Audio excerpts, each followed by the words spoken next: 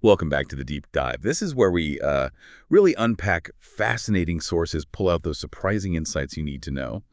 Today, we're plunging into something quite different, a guide from, well, a completely different era, a book that challenges, I think, a lot of our modern assumptions. We're diving into A Guide to Mediumship and Psychical Unfoldment. It's by E.W. and M.H. Wallace and published by the Progressive Thinker Publishing House. Now, when you hear mediumship, you probably picture, I don't know, something out of a spooky movie, right? Dim lights, maybe a crystal ball. But what's really unexpected about this guide is how it treats the subject. It's surprisingly grounded, almost, dare I say, scientific in its approach. It's not really about the theatrics. Exactly. And our mission today is really to pull out the core insights from this specific source. What do the Wallaces say mediumship really is? How does it supposedly work? What are the demands, for developing it? And what's its role, its perceived role in understanding human potential?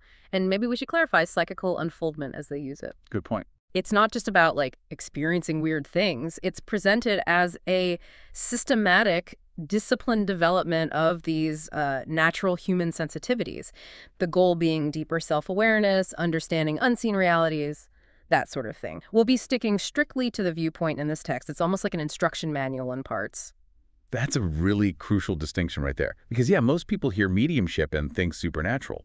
Eerie, maybe? But this guide just flips that completely, doesn't it? So what's its basic claim? What is mediumship, according to the Wallaces? Okay, so right off the bat, they're very clear. Mediumship is not supernatural, not some special endowment. Yeah. They actually describe it as the common property of the race. Common property, Yeah, like having a gift for singing or public speaking or being able to paint or build things. It's framed as just an inherent human aptitude. So takeaway number one, it's not rare or mystical. It's innate, like artistic talent, something that can be developed. It reframes the extraordinary as just highly cultivated natural ability. Interesting. It is interesting, and the text frames these abilities as, inherent aptitudes that need study, intelligent development, just like any other talent. It's a totally different lens, really. It emphasizes accessibility, not exclusivity. Right. And if it's natural, how does the guide suggest we benefit from understanding this? What's the point for, the average person? Well, the primary goal they state is self-knowledge, helping people who are constitutionally sensitive, that's their term, to really grasp their own nature. And they make this pretty bold claim that it can scientifically demonstrate the presence of those who've passed on. Scientifically demonstrate? Yeah, and reveal the continuity and purpose of life. It's ambitious stuff. Definitely ambitious. Treating it like a science. Okay, Yeah. So if it's natural, the next question is, how? How does it work? What's the proposed mechanism here? So the source explains it using a theory of thought transference. Okay. It says this depends upon the consciousness and its will ability, and it uses this ether or psychic atmosphere. Think of it like an unseen energetic medium, a universal Wi-Fi, maybe. Okay. A spiritual Wi-Fi. Sort of, and there has to be a point of contact, some kind of intermediary agency for it to work. And the book goes into detail on how that link happens, right? It says something about those who know how connecting to us. Exactly. They link themselves onto us and send impulsions through this spiritual ether. These impulsions stir the brain waves in people who are attuned to that specific vibration. Right, causing consciousness of vision. It's like tuning a radio to the right station. Precisely. And building on that, they bring in Dr. Dean Clark's theory. He talks about human magnetism or nerve aura. Nerve aura. Okay, what's that? Think of it as a very subtle energy field around us, almost a bridge between the physical and the spiritual. And spirits, according to Clark, can use this energy, this aura, to create tangible effects, like moving objects. Oh. By using it as a vehicle, a conduit for their own vibrating forces to cause, well, concussions or movements. But it's clarified that the medium's mind and brain, they aren't usually controlled. It's more their magnetism, their psychic force that's being used. What really gets me here is that it's not just describing how, but suggesting these aren't random events. It's like spiritual physics. There are unseen natural laws at play. That's a good way to put it. A kind of spiritual physics. So, moving beyond just communication, what about the deeper stuff? Life, death, personal character. What does the guide say about the implications for how we should live? Well, the source gives a pretty clear view on life after death. It talks about retaining knowledge, increasing your power for self-expression, and satisfying the mental and spiritual ideals of your real self. So continuity, growth. Exactly. And it suggests that spiritual science, their term, again, prompts us to make the best use of this life, Yeah. that it leads to recognizing what they call the religion of life. It's very focused on the here and now, in a way, making the most of it because it continues. Which connects to that powerful quote they include from MA. That's something like, you can't separate spiritualism from religion and morals. That's the one. It is impossible to dissociate spiritualism of any sort worth the name from religion and morals. The idea is if you truly believe in life after death, you'll naturally seek knowledge from those who've gone ahead. Right. And that ultimately leads you to conclude that belief is little and life and conduct much. So actions speak louder than faith. Your character is your own production. Exactly. And Gerald Massey puts it even more strongly. He says spiritualism will make religion infinitely more real, translating it from belief into life. Into action and character. Yes. Yeah. It really forces you to ask, okay, if my character is my own doing, how does that change my choices today, right now? It implies this profound personal responsibility. And it also touches on spirits helping people on Earth. It suggests they can associate with and serve their Earth friends, often without the person even being aware of it. Really, unaware. That's what it says. And that if we just accepted this assistance as natural, we'd actually receive much more of this kind of guidance. It's framed as an open invitation, not something weird or scary. Okay, so given these pretty profound claims about its purpose, it's clear this isn't presented as like a casual weekend hobby. What does the guide say about the path, the demands of actually developing these abilities? Right. It's definitely not casual. The source outlines 3 key factors. First, the controlling spirit. Second, the medium's own mental atmosphere. And third, crucially, the mental atmosphere of the sitters the people present. Ah, so everyone involved plays a part. Absolutely. And it stresses honesty of purpose is equally important for the investigators, not just the medium. It's presented as this collaborative, ethically bound process. It also tackles why some people don't develop, even if they're told they have potential. Yes, it says it's not just about having the latent ability. It requires earnestness and steady devotion. It compares it to the training of expert acrobats and athletes. Real dedication. And it quotes Ella Wheeler Wilcox, right? Something about people shilly-shallying. That's it. So many of us are shilly-shallying along life in these days. We do nothing seriously. Basically, lack of commitment, not lack of talent, is often the obstacle. And this ties into the idea that, well, wise spirits aren't likely to invest their time preparing an instrument, the medium, who won't be effective or committed. Makes sense. It also cautions development shouldn't be forced, and definitely should be stopped if it causes continued ill health. The medium's well-being is paramount. This next bit is really interesting, especially for understanding the process. It talks about common problems in early sittings. Like sitters pushing too hard for tests right away. Exactly. Pressed for tests before the connections were properly made. Yeah. Leading to answers that were incorrect, inconsequent, misleading, which then caused distrust, understandably. But the source kind of blames the sitters, says they need to be less impetuous, less opinionated, less prejudiced. Right. The first requisite, it argues, is just establishing the channel, making the connection. Personal questions and tests should wait. You wouldn't rush a delicate scientific experiment, right? Good analogy. And the real point, they say, isn't just the physical stuff like tables moving or whatever. It's the intercourse, the communication, getting actual evidences of spirit identity, receiving loving and cheering messages. The phenomena are means to an end, not the end itself. Connection and reassurance are key. But they do acknowledge the risks. The source is pretty upfront that mediumship has its shadowy side. Let's get into that. What are the dangers? Well, it explicitly mentions dangers like personating, tricky, disorderly, and evil spirits. So deception and negative influences are possible. Oh, it sounds concerning. It does. But the source immediately counters by saying, essentially, the same objection may be raised against intercourse with people on this side. It frames these interactions as just extensions of regular human interaction with similar risks. The spirit world mirrors our own good, bad, and indifferent characters exist there too. Okay, that's a different way to think about it. It also mentions something called intellectual icebergs. Ah, yes.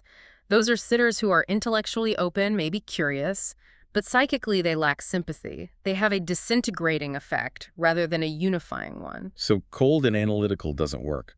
Apparently not. Spirits, it claims, respond best to a sympathetic spiritual relationship, built on love and unselfish impersonal motives. Your emotional state, your openness, matters just as much as your intellect. That's surprisingly modern, that focus on group dynamics and empathy, even in this context. It is. And fear is a big factor, too. Fear hath torment, it quotes. Fear and ignorance make you vulnerable. The risk of intrusion and control of undesirable people, both in and out of the body, is seen as a constant risk in life generally. So how do you protect yourself, according to the guide? Protection comes from knowledge, confidence, and pure purpose, and actively exercising your will to, as they put it, discreetly hold the fort of your own psychic nature. And the medium specifically has vulnerabilities too, like flattery. Yes, flattery, self-conceit, getting taken in by extravagant promises of egoistic spirits. The safeguards are having a firm and decided but kindly attitude, a high-souled motive, and being surrounded by sincere and high-minded sitters. It's very much a mutual responsibility thing. A shared responsibility for creating a safe space. Exactly. They even introduce a motto from a spirit brotherhood. Truth is our creed. Love is our force. Purity is our safeguard. That gives you a framework. Obsession, it explains, usually needs a point of contact, some shared weakness or vulnerability. While troublesome spirits can be persistent, truly malevolent cases are described as rare. And usually overcome by benevolent forces. By benevolent sympathies, yes. Ultimately, self-protection boils down to psychic self-mastery, self-realization, self-possession, using your own governing will forces to repel negativity. It concludes pretty powerfully. Obsessing influences cannot reach you or hold you when your soul is thrilling with delight and your mind is fully engaged in optimistic work for the good of humanity. Wow. So positive focus and active engagement are the best defense. That seems to be the core message there. Okay, so with all these conditions and safeguards discussed, it's worth looking at the different ways this mediumship supposedly manifests. The guide outlines several distinct forms, right? It does, yeah. Quite a range. First, there's automatic and impressional writing. Okay, what's the difference? Automatic writing is where the hand seems to work totally independently. The mind might be separately engaged in reading or study. They even mention using both hands simultaneously. Whoa. Yeah. Impressional writing is different. The sensitive person feels a strong impulse, thoughts flow, but their mind is more consciously involved in the process, guiding the pen. Less detached. Got it. What else? Then there's magnetic and spirit healing, or laying on of hands. The idea is that many people have inherent healing power from an abundance of vital or magnetic force. That magnetism again. Right. Dr. Dean Clark, again, he sees magnetism as the connecting force between mind and body, and also the intermediate force used by controlling spirits for healing. It emphasizes the need for kindly feelings and confidence from the healer. Sounds a bit like placebo, but described as tangible energy transfer. Interesting.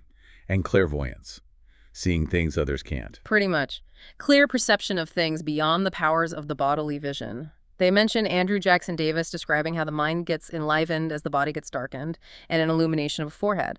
The guide even suggests exercises. Crystal gazing, for instance, looking for mist, stars, faces, or trying to mentally project yourself to distant places or friends and see what you perceive. Practical exercises. Okay. And observing auras. It mentions how aura color varies in proportion to the intensity of the desires of the individual. Auras. Okay. What about psychometry? That's about objects, right? Yes, connecting with objects, letters, clothes, coins, even hair to get impressions about the person associated with them. Reading character, maybe diagnosing illness. There's a really specific detail about using human haircut from just behind the ears. Very precise. Weirdly specific. Isn't it? But it also warns about potential trickery and stresses the need for honesty from everyone involved for truthful results. Always back to honesty. Okay, one more. Lastly, they discuss trance mediumship and connect it to biblical accounts. They cite a Reverend Moses Hull calling the prophet Ezekiel a seer, a trance speaker, and a clairvoyant and clairaudient medium. Ezekiel. Really? Yeah. Hull notes how Ezekiel's description, I sat in mine house and the elders of Judah sat before me, is basically a perfect description of a seance. It also references Jesus needing curious conditions for phenomena and being affected by the unbelief of those around him, implying that belief, or lack of it, influenced outcomes even then. Wow. So connecting it way back, taking all these together then, the main message seems to be that these aren't separate magic tricks. They're a spectrum of human abilities that can be learned and trained like any other skill. That's the clear implication, yes. trainable human potential. Given that view, it makes total sense that the guide emphasizes holistic cultivation, connecting physical health, mental well-being, directly to spiritual development. It's absolutely fundamental to their approach. The source states quite plainly, perfect health is nature's ideal. It's essential for spiritual sanity and a clear, strong, and serene existence. So mind and body are linked to spirit. Tightly linked. It says man faces two worlds, physical and spiritual, and is amenable to the laws of both. Obeying physical health laws is just as vital as moral laws in this view. And it gets into practical advice, like diet. It does, though it notes there are contradictory theories. Even then, it mentions a Dr. Dewey advising people to wait for keen hunger, not just appetite, before eating. Also suggests slow chewing, no liquids with meals, maybe just 2 meals a day. A very intentional, almost mindful approach to eating. Beyond diet. Breathing. Big emphasis on intentional and helpful deep breathing. Not just for physical health, but for liberating psychical powers, for entering a superior state where you become a spirit among spirits. Is there a specific technique mentioned? Yes, quite specific. Lie flat, relax completely, long, slow inspirations counting to 8, hold for 8, exhale slowly for 8. Do this for 10 minutes 3 times a day. Very structured. The guide also stresses the power of the mind itself, doesn't it? Hugely. While the body affects mood, the mind affects the body and can largely master its weaknesses. It strongly advocates optimistic thinking, self-reliance, and this idea of positive, self-centered psychical self-control, basically learning to open or shut the windows of the soul at will. Active mental discipline. Self-mastery. That's the core. It reaffirms that the true spirit consciousness is a unit, a diamond with many facets. It brings in Horatio Dresser's idea of the mind as a subconscious unit, with different aspects coming into conscious awareness. And it keeps reiterating, spirit is the grand reality. We live in a vast ocean of spirit. That sounds very interconnected. Deeply interconnected. It quotes the idea, there are no separate lines. The chain unites us all upon the plane of universal being. Really paints a picture of unity. Which brings us back full circle almost to self-culture and willpower. What was that quote about the will? Ah, yes. The will is not an independent attribute. It is simply the soul's force concentrated and intelligently employed. And the secret to using it. To be found in the 3 words, rely on yourself. A powerful call to inner strength and agency. Okay, so we've taken quite a journey through this guide to mediumship and psychical unfoldment. We've looked at its really comprehensive view of psychic abilities as natural things, the intense self-discipline it says is needed, and the pretty profound spiritual and moral implications it lays out for living a purposeful life. Quite a deep dive. It really is. And maybe a final thought for listeners.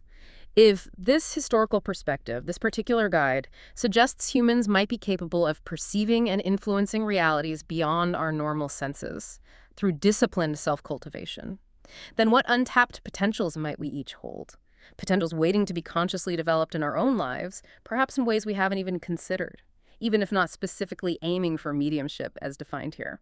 That's a compelling question to ponder. Thank you for joining us on this deep dive today. We'll be back soon with more surprising insights.